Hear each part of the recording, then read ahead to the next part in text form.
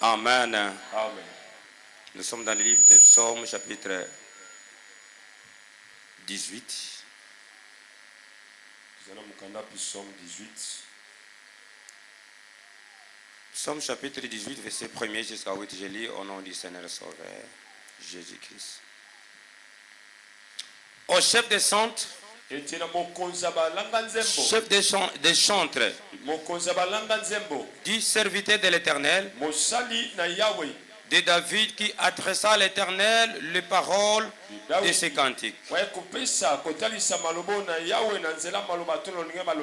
Lorsque l'Éternel lui délivrait de la main de tous ses ennemis et de la main de Saül, il dit: Je t'aime, ô Éternel, ma force. Éternel, mon rosier, ma forteresse, mon libérateur, mon Dieu, mon rocher, où je trouve un abri, mon bouclier, la force qui me sauve, ma haute retraite. Je m'écris: Loué soit l'Éternel, et je suis délivré de mes ennemis. Les liens de la mort m'avaient environné, et les torrents de la destruction m'avaient épouvanté. Les liens de supplique m'avaient entouré. Le filet de la mort m'avait surpris.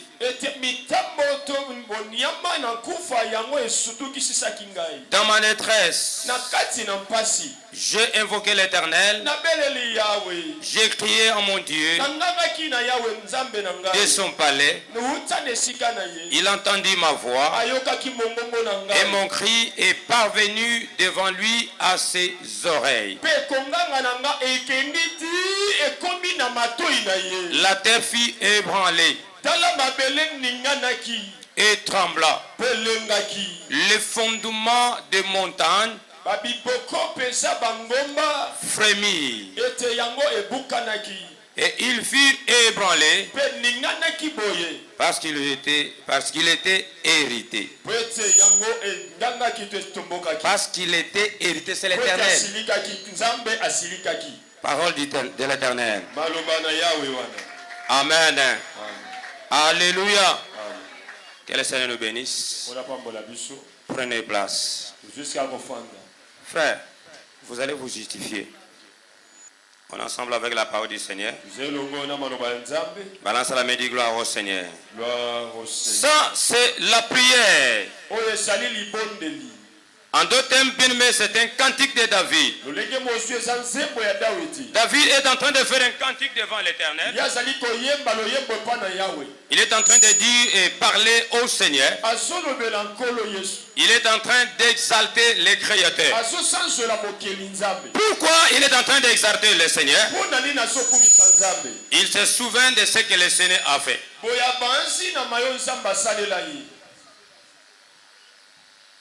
Éteins ça, deux branches. Serviteur de David, de l'Éternel. C'est David qui adressa à l'Éternel les paroles de ses cantiques lorsque l'Éternel lui délivrait de la main de tous les ennemis.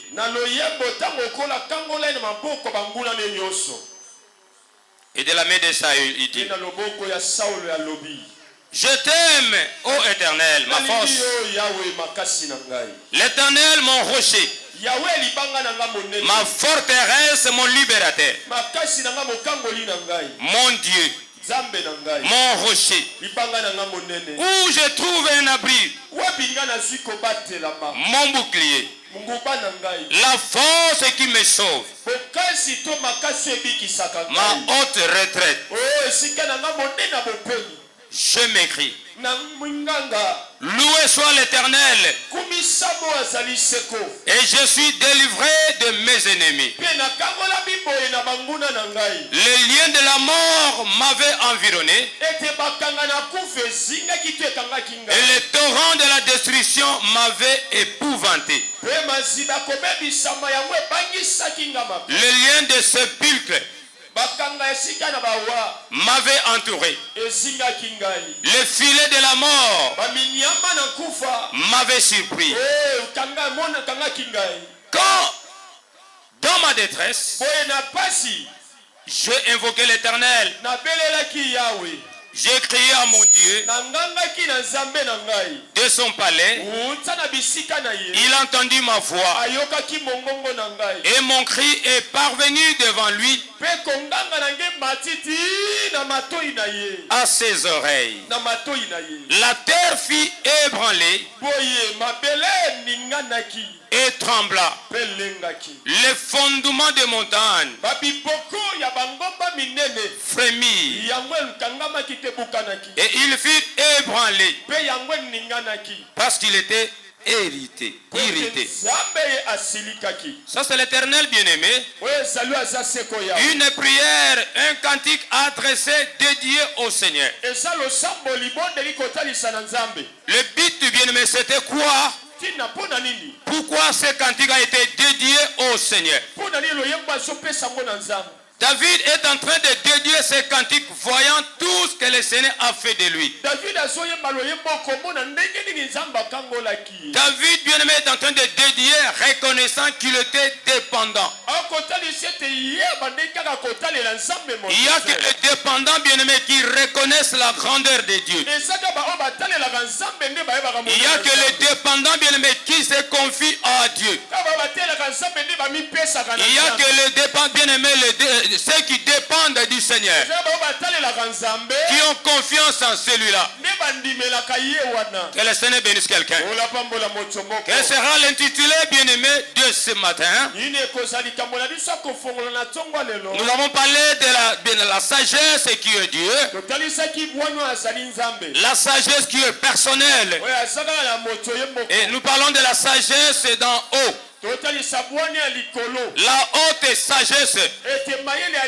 Cette sagesse n'est pas apprise à l'université. Aucune école on peut apprendre cette sagesse. Et cette sagesse est apprise à l'Éternel lui-même. Et cette sagesse est personnelle, ce Dieu. Et pour que, bien aimé, la personne ait cette sagesse qui est personnelle et individuelle, et cette sagesse bien aimée qui est Jésus, nous devons être avec lui d'abord. Nous parlons bien aimé, l'Éternel est mon rocher. Et quand je me prépare bien aimé pour enseigner, je ne me prépare pour venir enseigner seulement, mais je me prépare pour moi-même. L'enseignement n'est pas seulement réservé pour les fidèles, et celui qui enseigne s'enseigne lui-même. J'ai appris bien aimé une tranche de cet enseignement ou de cette parole par mon fils bien aimé qui a parlé bien aimé des rochers alors que j'avais préparé parlant des rochers. Et je vais parler des rochers de plusieurs facettes, de plusieurs manières. Pourquoi rocher? Parce que le Seigneur a voulu que Moïse soit dans les rochers, qui devait être dans le creux d'un rocher pour voir la gloire de Dieu. Alors que la gloire de Dieu a été donnée à ses siens. Christ a dit, je leur ai donné la gloire que toi tu m'as donnée, afin d'être un comme moi et toi nous sommes un. Non pour s'enorgueillir, mais pour vivre dans l'unité et témoigner les merveilles de Dieu. Éternel est mon rocher. Pourquoi l'Éternel est mon rocher? Bien-aimés frères et sœurs, maman et papa, je ne parle pas de nous atteler sur les rochers seulement. Je parle à quelqu'un que le Seigneur soit son rocher. Les rochers te suffisent, bien-aimé. Parlant, bien-aimé, selon le lexique ou le dictionnaire, quand vous parvenez, bien-aimé, vous faites plusieurs dictionnaires. Ils vont vous parler du rocher, une substance, une masse de pierre. Dire et escarper, bien-aimé. Et même les autres qui parlent de façon allégorique, ils parlent des rochers comme un cœur insensible. Le cœur comme un rocher, c'est un cœur qui est insensible. Un cœur qui ne permet pas, bien-aimé, d'écouter et de mettre en pratique. Le cœur insensible. Le cœur qui n'est pas disposé à écouter la parole du Seigneur. Et je parle aussi des rochers bien-aimés qui parlent ou en termes d'anatomie. Une des trois parties de l'os temporal. Je ne vais pas entrer dans le vif de la matière sans toutefois m'atteler sur ce point. J'aimerais bien que toi tu prêtes attention. Pourquoi j'ai saisi bien-aimé cette partie? Et cette partie m'intéresse encore. Les rochers désignent en termes d'anatomie une des trois parties de l'os temporal qui est très forte, bien-aimé, et très dure même. Très dit. Pourquoi je vais parler de ça? Parce que nous parlons, bien aimé, de la tête qui contient le cerveau. Sans le cerveau, la parole sera imperméable. C'est par le cerveau, bien aimé, nous percevons, bien aimé, la parole du Seigneur.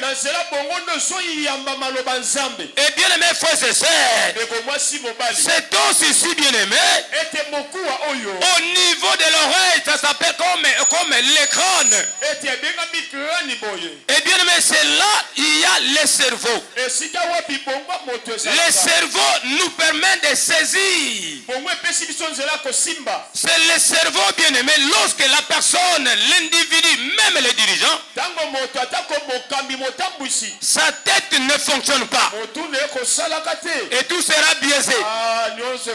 Tout sera biaisé. Il sera entouré de ceux qui ne réfléchissent même pas. De ceux qui ont des têtes bien aimées vides même. C'est pourquoi nous parlons des rochers ici. En termes d'anatomie, une bien aimée, une des trois parties de l'os temporal qui est très forte et très dure. Très forte et très dure. L'oreille interne, bien aimée. Ici, je vais parler du cerveau. Pourquoi j'ai choisi du cerveau? Alors que l'intitulé, c'est bien aimé, l'Éternel est mon berger. L'Éternel est mon rocher. Ici nous parlons bien aimé des rochers. L'homme aussi a les rochers. Et c'est aussi si bien aimé, précisément au niveau des crânes, nous permet de percevoir des récits, de réfléchir. Ça dit votre cerveau doit fonctionner. Ton cerveau doit fonctionner. On est ensemble avec moi. On est ensemble avec la parole du Seigneur. Balance la main, dis gloire au Seigneur. Gloire au Seigneur. Le cerveau bien-aimé doit fonctionner. Tu dois travailler. Une tête doit fonctionner. Dans le cerveau, nous avons les rochers. La tête a un rocher. Pourquoi la tête a un rocher? Parce qu'il y a le cerveau. Ce niveau ici est trop dur. Parmi les os du corps, le crâne est trop dur, bien-aimé, parce que c'est là il y a le cerveau. Je leur pose la question, l'homme a besoin du cerveau et le cœur. Qui parle du cœur, bien-aimé, voit l'âme. L'homme, c'est une bien-aimée partie immatérielle, un principe vital. Là sont logés les sentiments, les plaisirs, les bien-aimés. Pour que la personne ait de plaisir, il a besoin, bien-aimé, de l'âme. Il faut que son âme soit normale. Mais nous sommes sans ignorer que le cerveau, bien-aimé, n'est qu'une interface qui permet à l'âme de recevoir les informations du corps. Et lui, bien-aimé, lui permet ou de lui donner d'agir en fonction de sa volonté. Alors que la volonté est logée dans l'âme. Personne ne peut agir sans la volonté. Et l'homme se décompose dans le cœur. L'intelligence et la volonté. Et tout, bien-aimé, le pouvoir est là sur le corps et sur elle-même. Alors que le cerveau qui agit en véritable chef d'orchestre. Voilà, cela me dit gloire au Seigneur. Gloire au Seigneur. Que le Seigneur bénisse quelqu'un. Qu'il te bénisse encore. Je parle du rocher, bien-aimé. Parlant de ton rocher que toi tu as d'abord en tant qu'organe, en tant qu'une personne que tu détiens un rocher.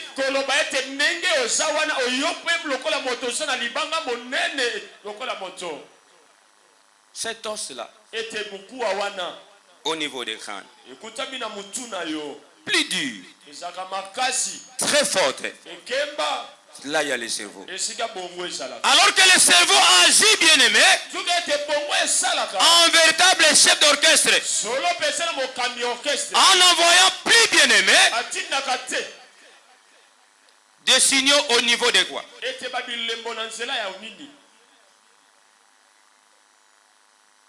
Au niveau du cœur. Mais le cœur est au-dessus du cerveau. Et le cerveau aussi doit fonctionner.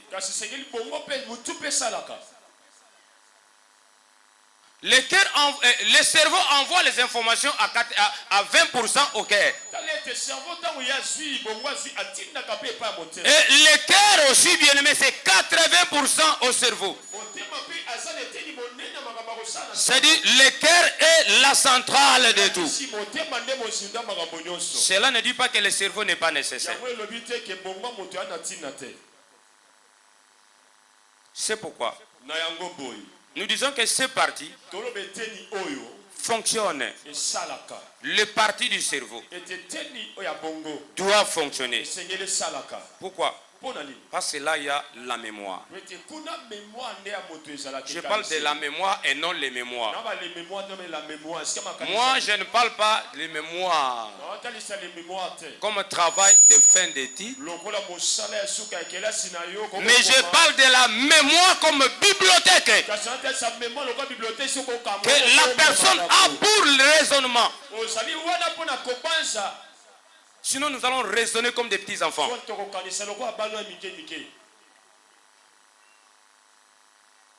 Amen.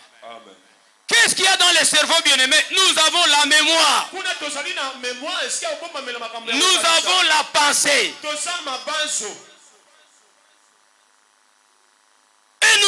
stratégies,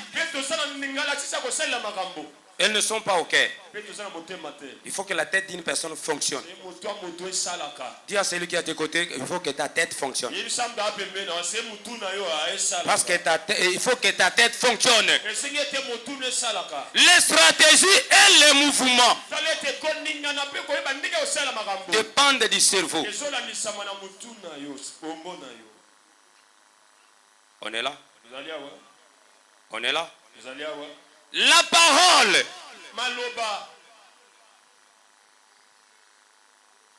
les langages et les raisonnements sont gérés par le cerveau.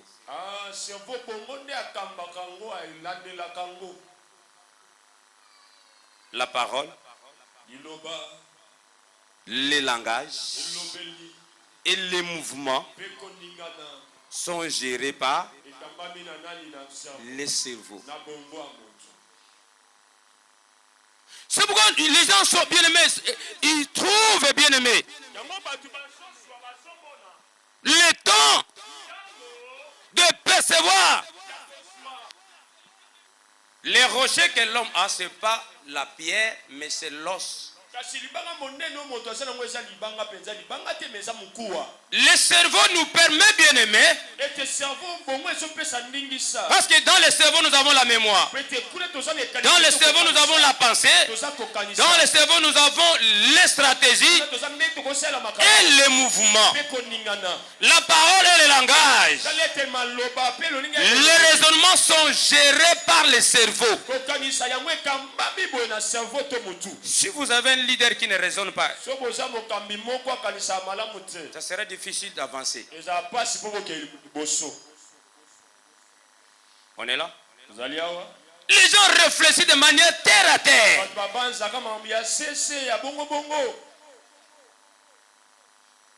La parole, les langages et les mouvements sont gérés par le cerveau.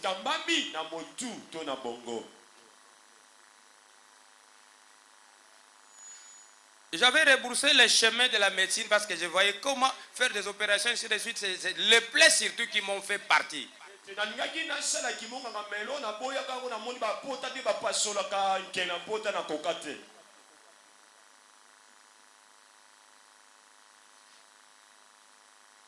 Les fidèles, quand ils viennent à l'église,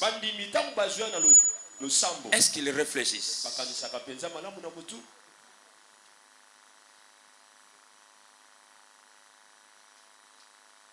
Est-ce qu'ils ont des pensées développées vraiment? Est-ce que la mémoire fonctionne convenablement? La mémoire n'est pas au cœur. C'est le cerveau.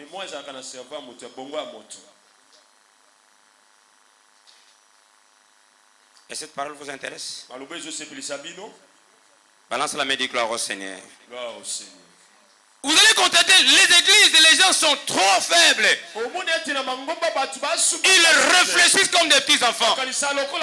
Ils voient des choses, bien aimés, de façon négative. Parce que les têtes ne fonctionnent pas bien.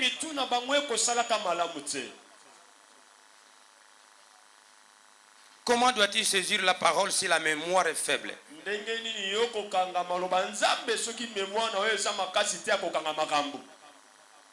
Tu peux commencer et recommencer.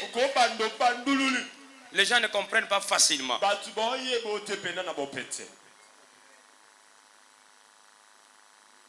Tu prodigues des conseils à celui-ci, lui comprend de façon autre. La tête. Tout dépend de la tête.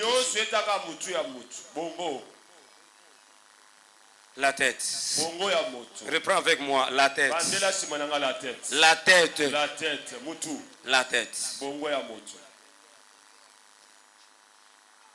La tête. La science des saints, c'est l'intelligence.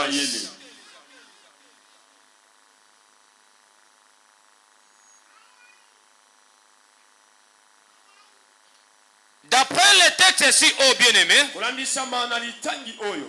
d'après les textes si haut, les textes que nous avons lus, et je vais encore vous donner notre texte. Nous remarquons que les rochers, bien aimés, du rocher sortaient trois choses. Et ces choses étaient vitales. Et vraies aussi. Qu'est-ce qui sortait du rocher? Dans les rochers, il y a eu de l'eau. Exode 17, 6 à 7. Exode 17, 6 à 7. L'eau. Dans les rochers sortait le miel.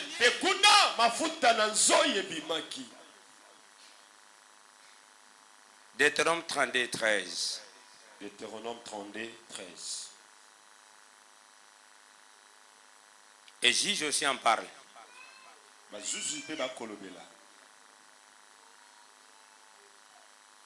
Juge en parle. 14, 8. 14, 8. Il parle du miel.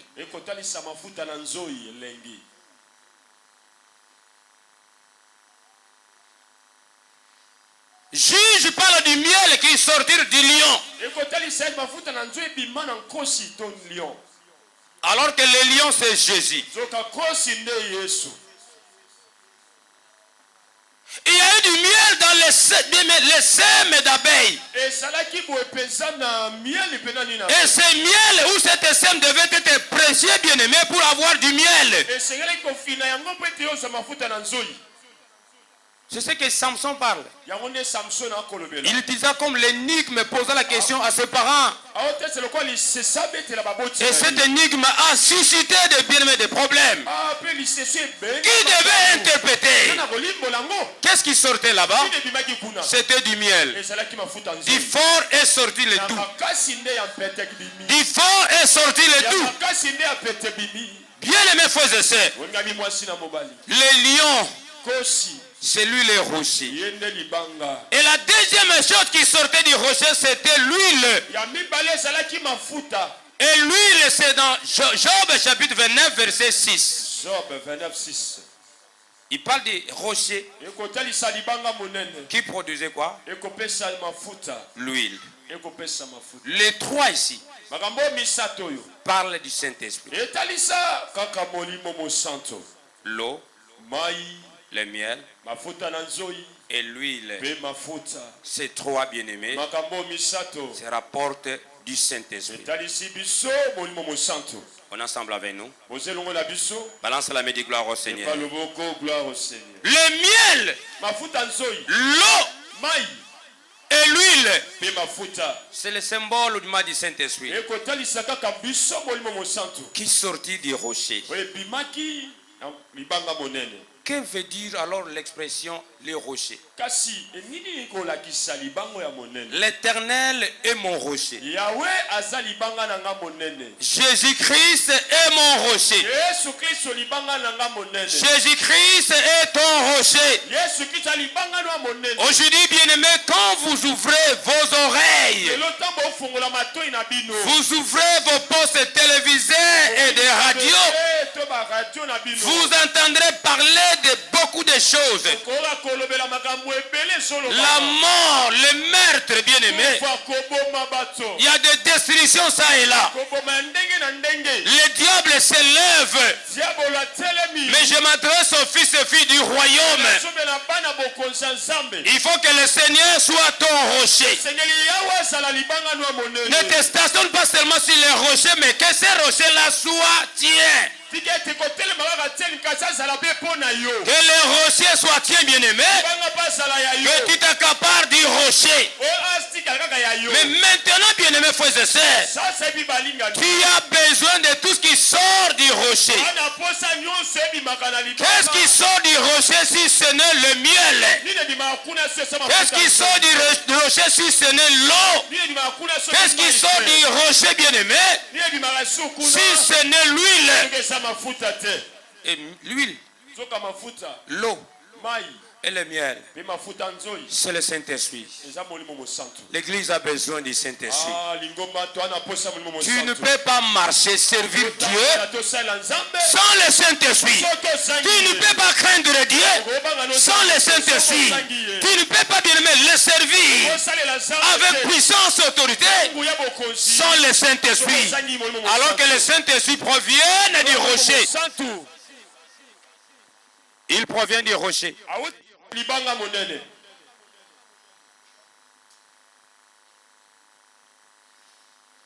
C'est une pierre si massive qu'elle est immobile.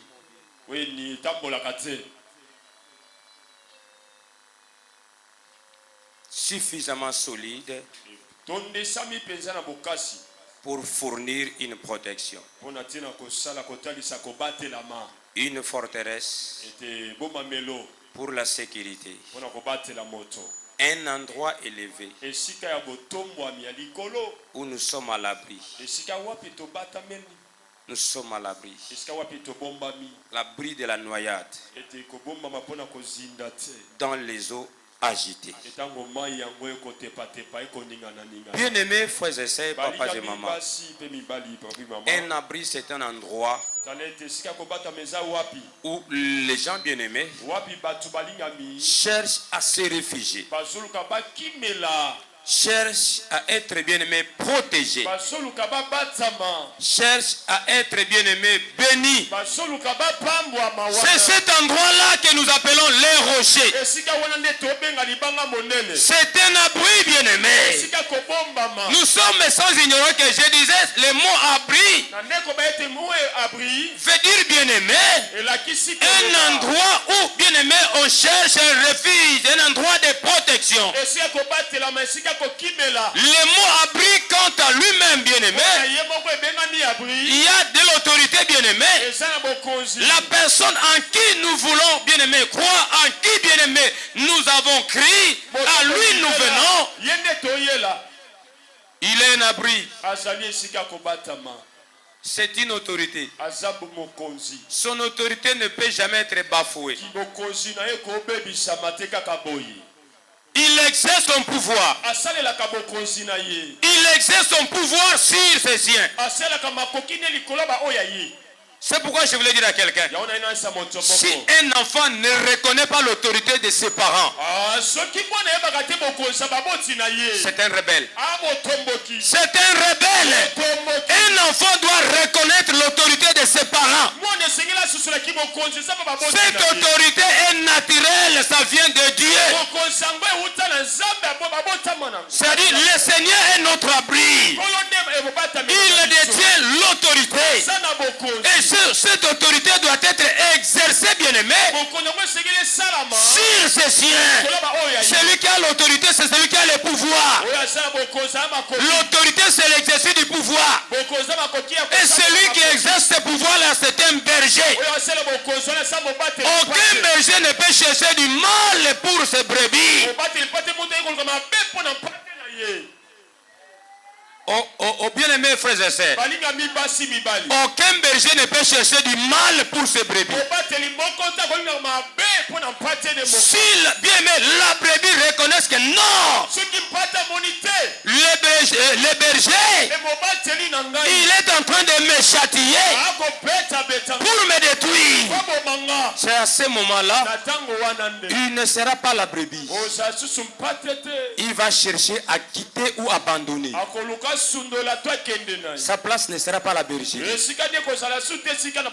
Ce que la Bible m'apprend, une brebis ne connaît pas la destination. Celui qui connaît la destination, c'est le berger. C'est le berger qui conduit bien la brebis jusqu'à la destination. C'est le berger qui connaît la nourriture donnée à ses brebis. Il n'y a que lui qui connaît la destination. Si la brebis commence à envisager que toute sanction bien-aimée qu'on est en train d'infliger à une brebis, si cela, il pense que c'est incorrect, c'est un rebelle. C'est un rebelle. On ne peut jamais forcer à un enfant et lui dire que, n'est-ce pas que je suis ton père? N'est-ce pas que je suis ta mère? Inutile. Parce qu'un vrai enfant, il doit connaître ses parents. C'est pas à nous de dire que vous êtes mes enfants. Les enfants doivent comprendre, ils doivent saisir que non, celui-là ou celle-là, c'est mon père ou c'est ma mère. Il n'y a pas forcé. C'est de façon automatique.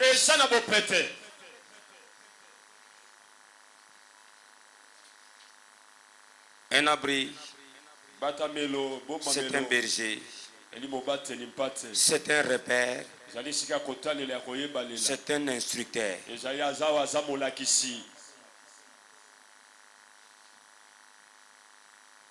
Que représentent les rochers bien-aimés? Les rochers, c'est le fondement. Inébranlable. Inébranlable dans la vie. Les rochers ne bougent pas.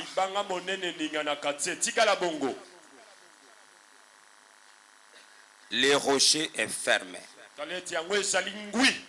En hébreu, nous avons appris que les rochers indiquent quoi? La fermeté, la stabilité, la fidélité. Les rochers doivent être fermés. La fermeté, la stabilité et la fidélité. C'est pour les rochers. Croyez à cette parole. On ensemble avec nous. Que le Seigneur bénisse quelqu'un. Que le Seigneur bénisse quelqu'un. Est-ce qu'on est ensemble avec la parole du Seigneur? Balance la main de gloire. Lorsque le Seigneur dit ceci,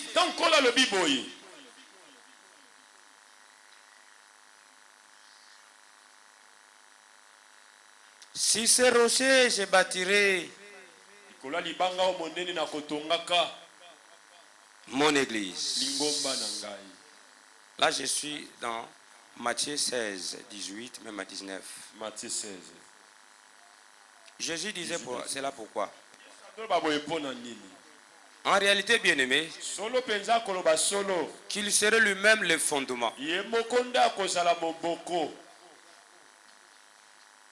Il soulignait que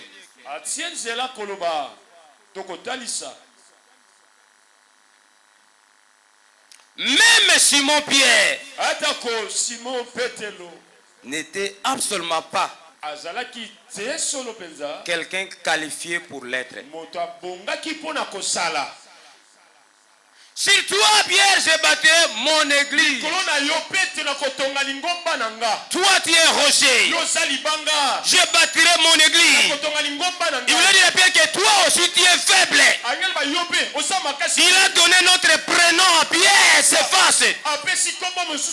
Il voulait dire que c'est moi-même qui bâtirai mon église. C'est-à-dire Pierre aussi était disqualifié en cette matière. Il n'y a que Jésus qui te suffit. Le vrai fondement, c'est Jésus.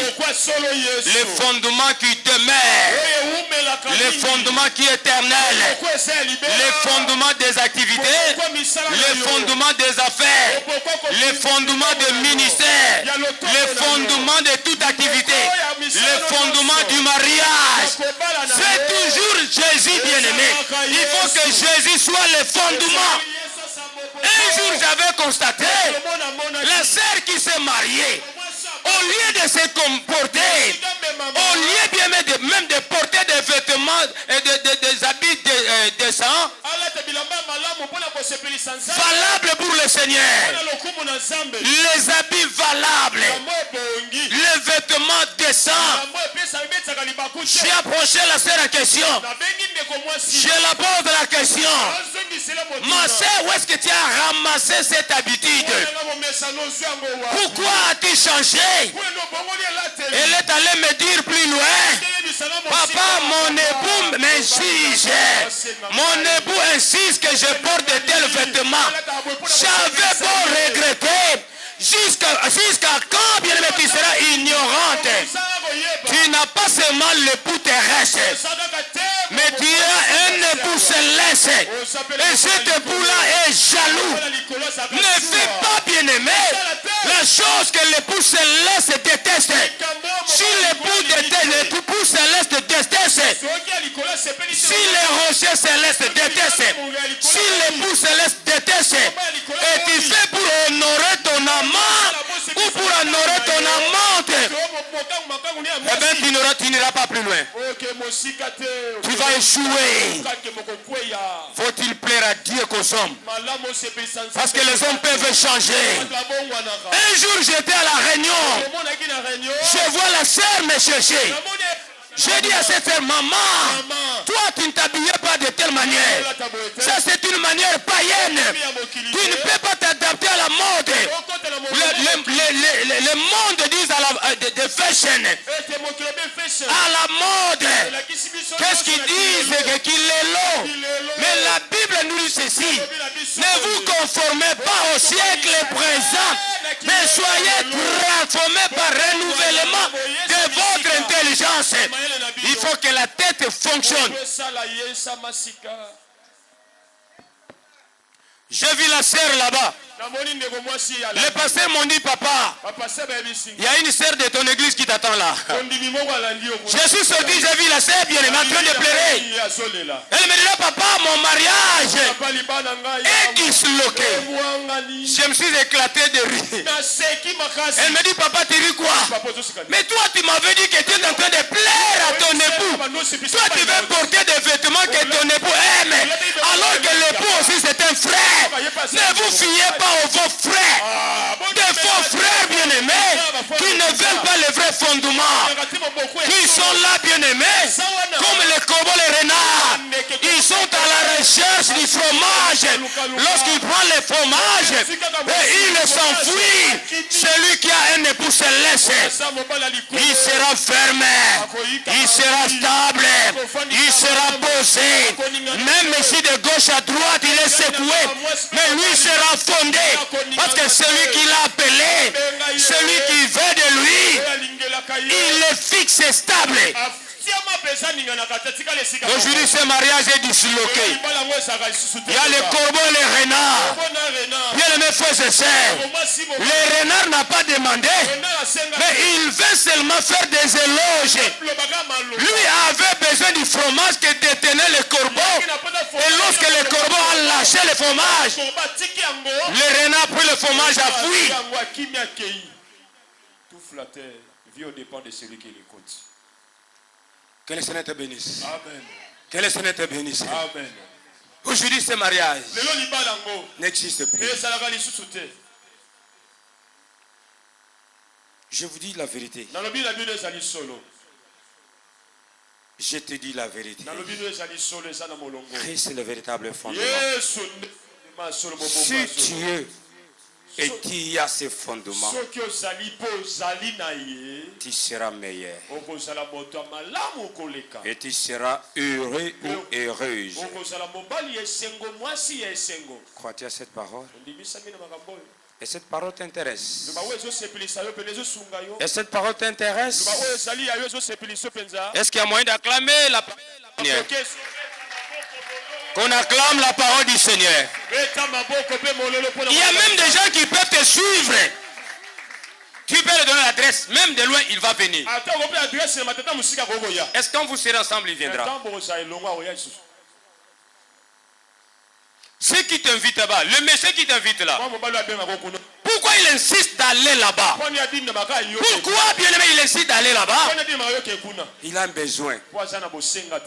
Fais attention. Je m'adresse à une sœur. Tu dois faire attention. Ne cède pas au renard. Ne cède pas. Ne cède pas.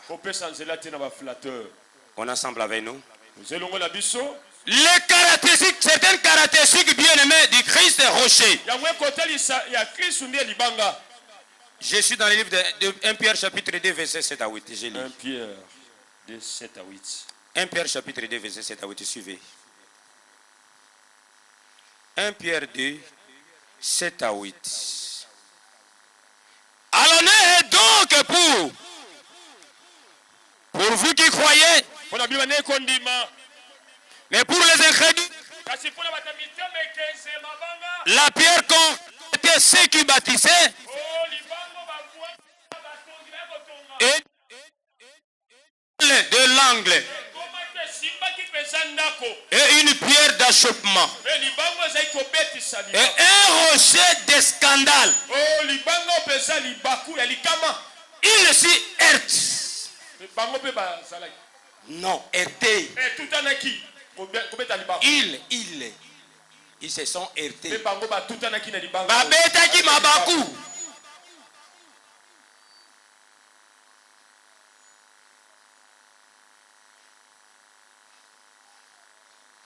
Il s'y heurte pour n'avoir pas crie à la parole. C'est à cela qu'ils sont destinés. Je voulais dire ceci. Ces gens-là qui n'ont pas crié, cette pierre-là, pour eux, bien aimé, c'est scandale. Ils venaient heurter sur cette pierre qu'on appelle le rocher. Et ces gens-là étaient destinés à ça. N'est-ce pas le fait de venir à l'église que vous êtes vrai chrétien? N'est-ce pas de servir Dieu que vous êtes enfant de Dieu? La race est trompeuse. Dieu n'est pas votre ami. Dieu est un créateur. Avant que tu sois, il existait. Je parle de celui qu'on appelle éternel. Par rapport au temps, il n'a ni commencement ni fin. Mais toi, tu as un commencement et tu auras une fin. Dieu est éternel. Non parce que tu le sais. Et tu as grève devant Dieu. Non. C'est pas tout le monde qui vient à l'église qui les craint. Il est enfant de Dieu. Négatif. Pas le fait de servir Dieu qu'on est enfant de Dieu. Jamais. La grâce est trompeuse. Je disais la fois passée, même si vous commettez un péché, Dieu ne retire pas la grâce. Tu peux être éloquent à la prédication. La rhétorique est en toi. Mais ta relation n'est pas normale avec le Seigneur. On n'intimide pas Dieu.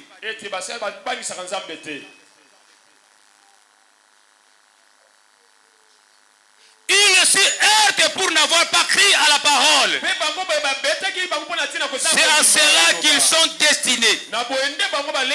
Mais vous, au contraire, vous êtes une race élue, un sacerdoce royal, une nation sainte, un peuple acquis, afin que vous annonciez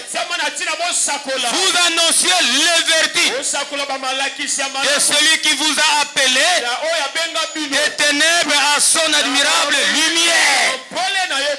Celui qui a les rochers que nous appelons le Seigneur. Il n'a même pas honte d'annoncer les vertus du Seigneur. Première caractéristique du rocher. Il est le rocher bien-aimé frappé, afin que l'eau vive de l'esprit puisse jaillir pour tous ceux qui veulent se désaltérer. Ça, c'était la première caractéristique du rocher. Il est rocher. Pourquoi? Il est le rocher frappé, afin que l'eau vive de l'esprit puisse jaillir pour tous ceux qui veulent se désaltérer. Ceux qui veulent se désaltérer. Aujourd'hui, vous allez constater qu'il y a carence même des hommes de Dieu. Ils ont un problème. Ils sont en train d'être séchés parce qu'il n'y a pas d'eau. L'eau vive, c'est le Saint-Esprit. Crois-tu à ce message? Écoutez ce que la Bible dit. Je suis dans Nombre chapitre 20. Nombre 20. Le verset 7 dit ceci. L'Éternel parla à Moïse et dit: prends la verge et convoque l'assemblée. Toi et ton frère Aaron, vous parlerez à leur présence au rocher, et il donnera ses eaux. Tu feras sortir pour eux de l'eau du rocher, et tu abreuveras l'assemblée et leurs bêtes. Moïse prit la verge qu'il était devant l'Éternel, comme l'Éternel lui avait ordonné. Moïse et Aaron convoquèrent l'assemblée en face du rocher. Et Moïse leur dit: écoutez donc, rebelles, est-ce de ces rochers que nous vous ferons sortir d'eau?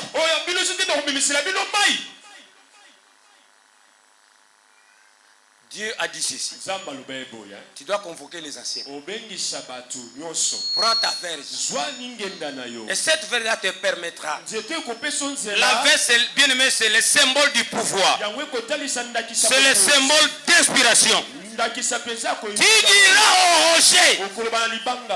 Dieu a dit de frapper.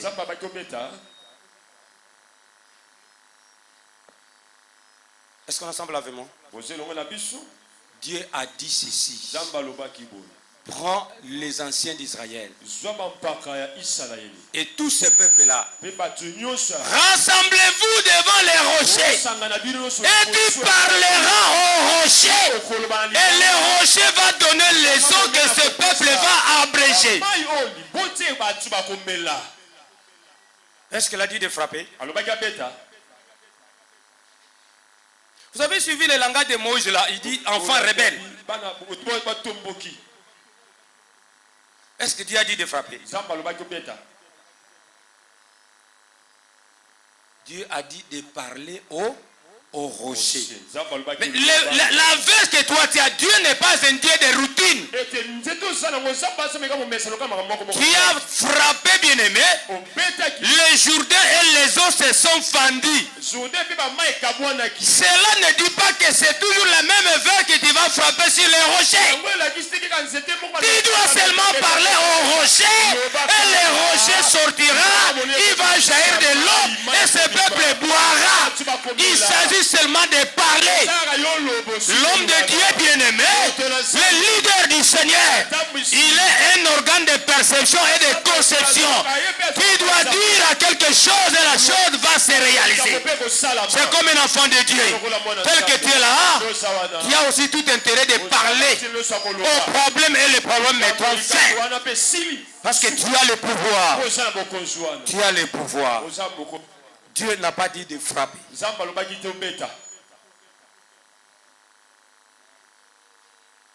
On est là? Alors cela me dit gloire au Seigneur. Il est le rocher bien-aimé.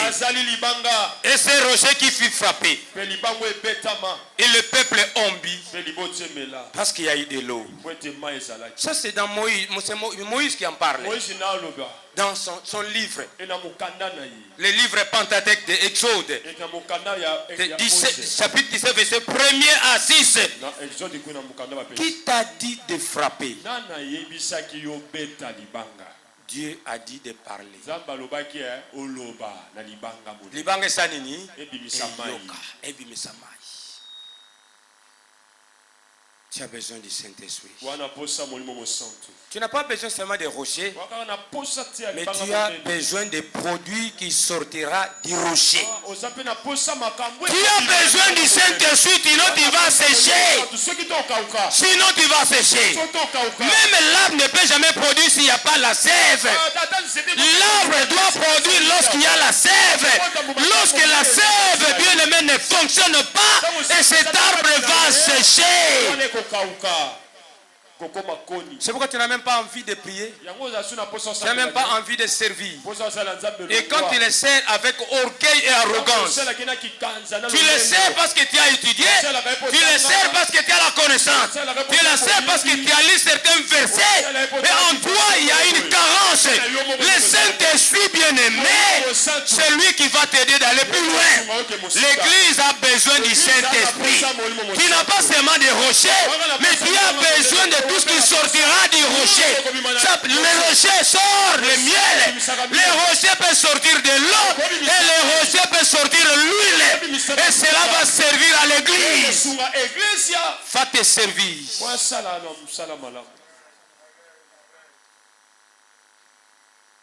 C'est pourquoi vous voyez à l'église aujourd'hui une sœur qui a fait longtemps, impudique. Une sœur qui a fait 10 ans, 15 ans à l'église, elle ne parvient même pas à s'en sortir de l'impudicité. Un frère ou un papa qui vit à l'église est serviteur au servant de Dieu. Escroc, impudique, voleur. Il ne parvient même pas à s'en sortir de ces choses. Parce qu'il ne donne pas, il a besoin seulement du rocher. Alors que le rocher, il a dit ceci: il faut que moi je m'en aille, et je vous enverrai consolateur. Celui qui sera capable, il va vous révéler, il va vous conduire sur la vraie voie. Moi seul, bien-aimé, vous ne saurez pas. Il faut que celui-là vienne. Celui-là, c'est le Saint-Esprit. Qui est Jésus de la parole.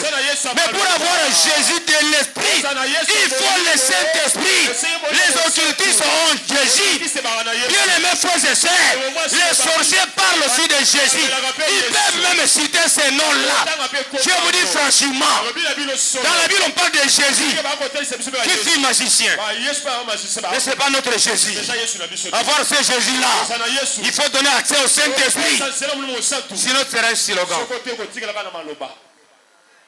Jusqu'à quand un serviteur de fumée de chambre, un serviteur d'impudique, une servante de Dieu, serviteur ou servante, vous la voyez servir, mais elle n'est pas avec le Seigneur. Sa relation était brisée. Vous lèverez même par l'arrogance.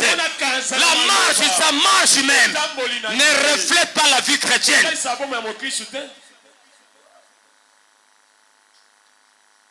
Vous la prodiguez du conseil, il quitte, il fuit. Faudra-t-il dorloter de telles personnes? Jamais.